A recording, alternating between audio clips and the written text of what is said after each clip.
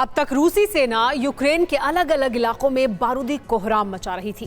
Kyiv से Kharkiv तक, Lviv से चेर्निहिव तक, खेरसोन से वासिल्कीव तक, डोनेस्क से लोहांस्क तक, यूक्रेन के हर प्रांत, हर शहर में रूस का विध्वंसक अटैक जारी था। मगर अब यूक्रेन ने क्रीमिया पर भीषण अटैक किया है। गोला बारूद और मिसाइलों से रूसी कब्जे वाले इस इलाके को दहलाया है। जानते हैं क्यों। दरअसल मौजूदा वक्त में जिस क्रीमिया पर रूस का कब्जा है वो कभी यूक्रेन का हिस्सा हुआ करता था। ऐसे में अब रूस यूक्रेन के बीच क्रीमिया फाइनल फ्रंटियर बन चुका है। आखिर कैसे, आप भी देखिए। ब्लैक सी और अजोव सागर के बीच मौजूद क्रीमिया, जिस पर मौजूदा कब्जा तो रूस का है, मगर अब इस क्रीमिया को लेकर भीषण जंग शुरू हो चुकी है।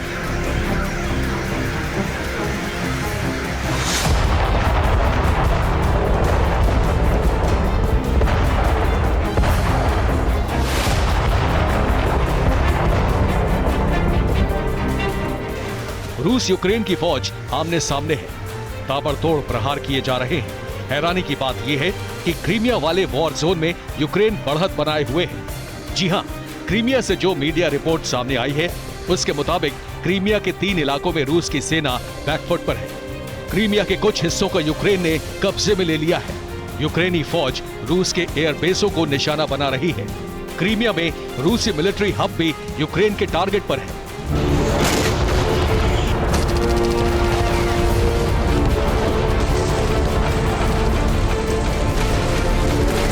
आपको बता दें कि कुछ वक्त पहले क्रीमिया के नोवोफेडरोविका में मौजूद रूस की वायुसेना का साकी एयरबेस यूक्रेनी हमले में तबाह हुआ था। जानते हैं ऐसा क्यों हुआ?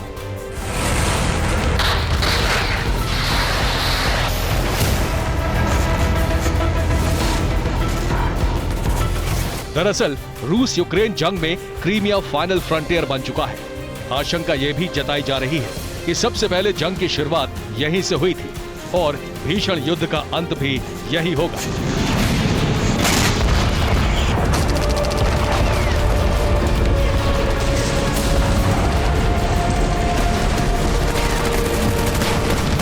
शायद इसीलिए क्रीमिया पर हमले के लिए यूक्रेन पश्चिमी देशों से हथियारों की मांग कर रहा है, ताकि यूक्रेनी आर्म्ड फोर्स की ताकत बढ़ सके और वो ताबड़तोड़ हमले कर सके।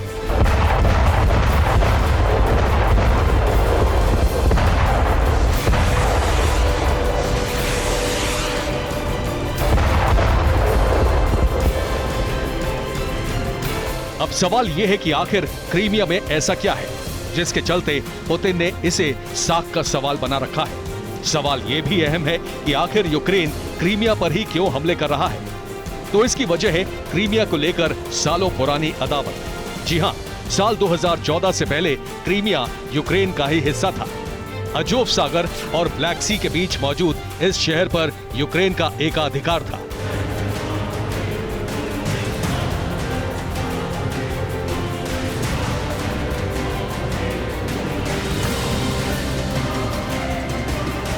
दरअसल सोवियत संघ में रूस और यूक्रेन दोनों देश शामिल थे। 1957 में सोवियत लीडर ख्रुश्चेव ने बड़ा ऐलान किया। क्रीमिया को तोहफे के तौर पर यूक्रेन को दे दिया था। साल 1991 में सोवियत संघ टुकड़ों में बिखर गया। रूस और यूक्रेन भी दोनों अलग अलग देश बन गए। इसके बाद क्रीमिया को लेकर दोनों देशों में विवाद हुआ। साल 2014 में रूस ने क्रीमिया पर कब्जा कर लिया। आप ये जानकर हैरान रह जाएंगे कि 2014 में क्रीमिया को लेकर हुई जंग रूस के लिए बेहद आसान थी, क्योंकि यूक्रेनी सेना ने बगैर युद्ध लड़े ही क्रीमिया को रूसी सैनिकों को सौंप दिया। महज रात भर में ही रूसी सैनिकों ने पूरे क्रीमिया पर टोटल कंट्रोल कर लिया।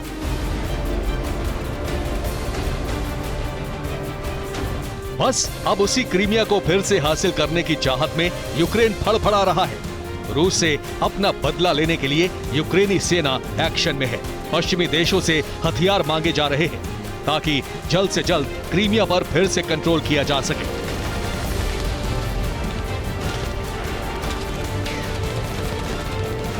क्रीमिया पर कंट्रोल रूस और यूक्रेन दोनों के लिए जरूरी है, क्योंकि क्रीमिया के दक्षिण पश्चिमी छोर पर ब्लैक सी है और इसी ब्लैक सी से रशियन नेवी यूक्रेन पर ताबड़तोड़ अटैक कर रही है।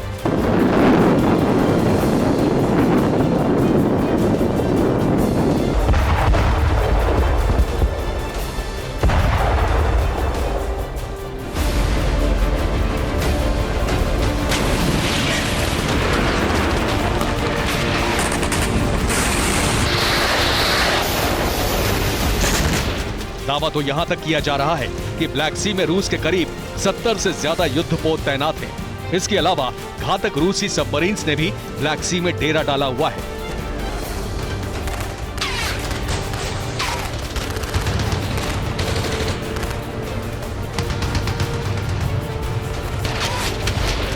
मकसद साफ है, हर हाल में ब्लैक सी पर कब्जा, क्योंकि ब्लैक सी यूरोप और एशिया के बीच में है, लिहाजा इसे गेटवे ऑफ एशिया और यूरोप कहा जाता है।